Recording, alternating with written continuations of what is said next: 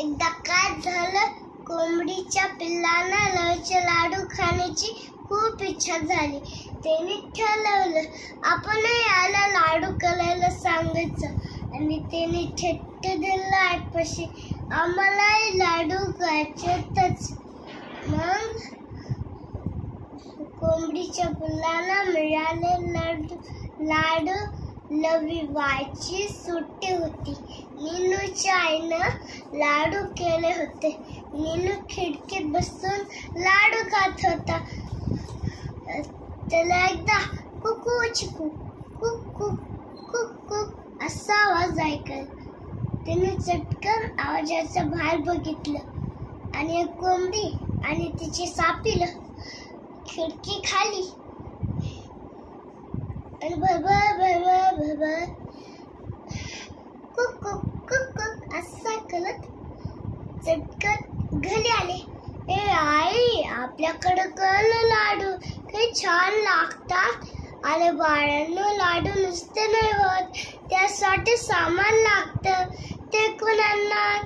रवा, साखर, तूप सगळं आणायला लागतं. आम्ही आणतो सामान. मग सगळे गेले वाण्यात.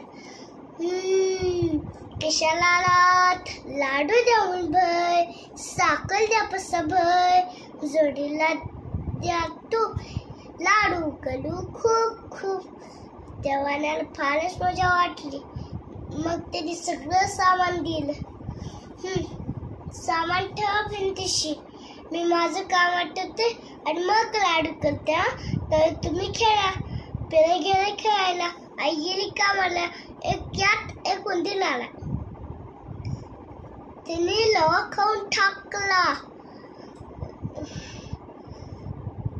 मुंगी तरी मैत्रिणीला घेऊन आली.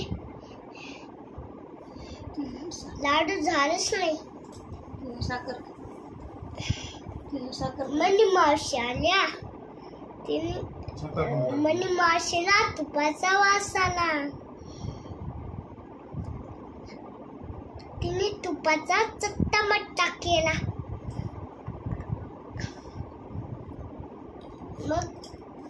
मग परत दुकानात गेले. आता काय पाहिजे? लाडू द्या मुठभर, रांगोळी द्या मुठभर, साखर द्या पसाभर, जोडीला द्यायचं ना शिक्षकच चलांना. त्या वाण्याला फारच मजा वाटली. मग तिने सगळं सामान दिलं. सामान स्वयंपाकघरात ठेवलं आणि आपण लपून बसली. लाडू झालंच नाही. मग परत दुकानात गेले. आता काय पाहिजे?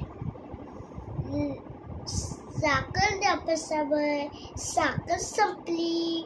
साखर द्या पसाभर, जोडीला द्या तूप, शिक्षक चोरांना.